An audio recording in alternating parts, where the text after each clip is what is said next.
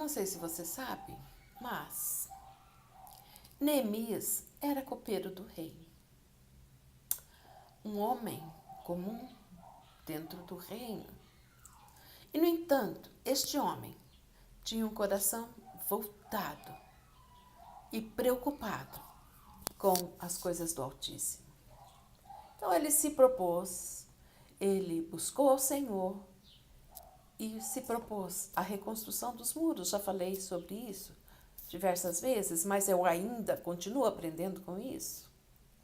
Sim, este homem recebeu do rei o aval para a reconstrução de todos os muros de Jerusalém. E umas coisas muito interessantes aconteciam naquele tempo. Por incrível que pareça, as pessoas moravam do lado de fora de Jerusalém. Os muros foram reconstruídos e Neemias teve que fazer sorteio, porque aqueles que estavam do lado de fora não queriam morar dentro de Jerusalém. E o povo passava uma grande dificuldade, estava oprimido, estava passando fome, estavam sob opressão. Sim, e depois de tudo isso, quando Neemias reconstruiu os muros, ele viu que ele tinha um chamado de Deus para fazer algo mais, além daquela reconstrução material. Ele tinha um chamado para levar o povo ao temor do Senhor. E ele realmente começou a colocar ordem na casa. Ele começou a colocar ordem com relação aos cantores, aos sacerdotes, ao povo em si que estava oprimido. Ele começou a ter outro tipo de luta. E a palavra de Deus, no livro de Jeremias, no capítulo 13, versículo 17, diz assim: E contendi com os nobres de Judá e lhes disse: Qual mal é este que fazeis, profanando o dia de sábado? Porventura não fizeste vossos pais assim? E nosso Deus não trouxe todo esse mal sobre nós e sobre esta cidade? E vós ainda mais acrescentais o ardor de sua ira sobre Israel, profanando o sábado? Vemos, amados, que era lei de Deus. E o povo realmente não estava preocupado com isso. E Neemias teve uma atitude bem contundente, inclusive com os sacerdotes, inclusive com o povo, com os maiorais, assim chamados, o que daquele tempo, por causa do zelo com a palavra de Deus.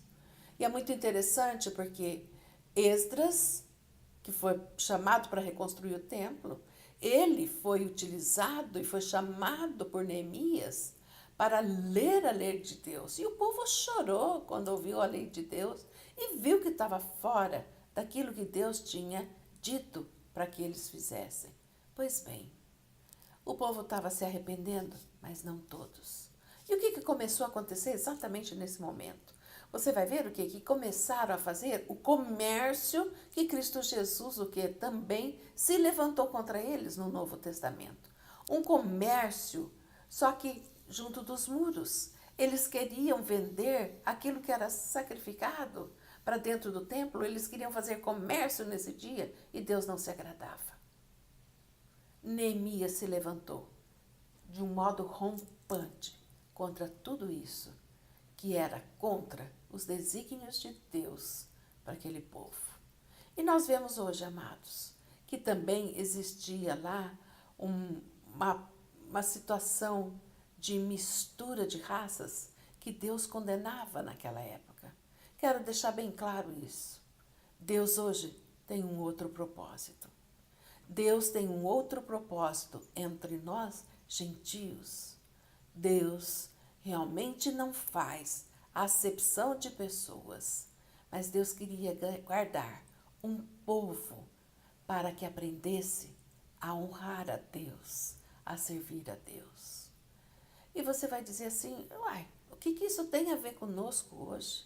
Eu quero te dizer, meu amado, minha amada, que assim como aquele povo, naquela época, precisava de um Salvador que os levasse a adorar ao Senhor, a buscar a face do Senhor e trazer uma vida reta diante de Deus. Nós também hoje precisamos o que? De um Salvador. Cristo Jesus sobre as nossas vidas. Podemos, amados, ver homens como Neemias, Esdras serem usados por Deus. Podemos ser instrumentos do Deus vivo. Mas eu quero te dizer, quem convence do pecado, da justiça e do juízo é o Espírito Santo de Deus.